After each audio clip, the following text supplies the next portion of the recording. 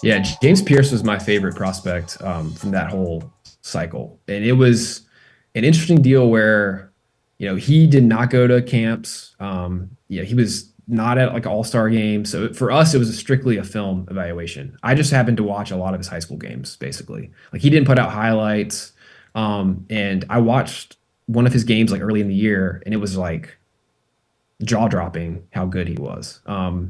And it was kind of a deal where I would like it was so good. I was like, I'm gonna come back and watch him next week to make sure this wasn't a fluke. And it kind of kept building to where I basically watched all of James Pierce's high school games. And yeah, he was just, I mean, he was dynamic. I think if he was a guy that we were able to see in person, he would have pushed. We could have had him even higher.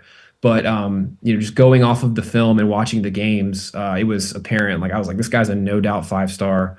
And I wish had been a deal where we had got to see him in a national all-star game, because I think we're going to look back and probably think he was the best pass rusher in that cycle. So I mean, I'm really proud of where we had him ranked, but in hindsight, I kind of wish we had him higher because he was that good. I think I watched his uh, state semifinal game, and that was one of the best performances I've ever seen from a pass rusher, like at the high school level. Like he completely took the game over.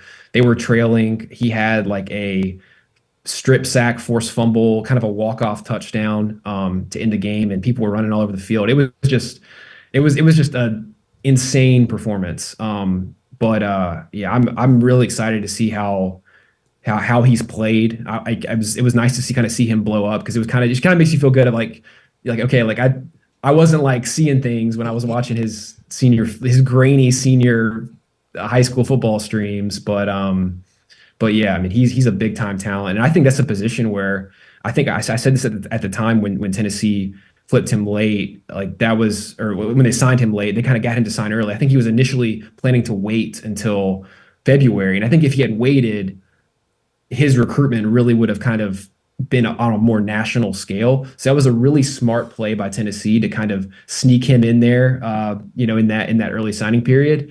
But I think that's a position where Tennessee's done a great job recruiting under Josh Heupel. Like I think when you look at how the offense plays, under like ideal circumstances, they want to get up to early leads, and that just allows you to get these speed rushers on the edge to pin their ears back, with teams kind of that are your opponents playing in negative game scripts. So yeah, I think that's like the edge position is one that Tennessee has done really well at. James Pearce is probably the kind of the crown jewel of that group, but and I think that's a position that they've continued to recruit well, in the 2024 cycle. And I think we're going to look back at Josh Heupel's first couple of years and think that that's like a kind of a strength of his staff.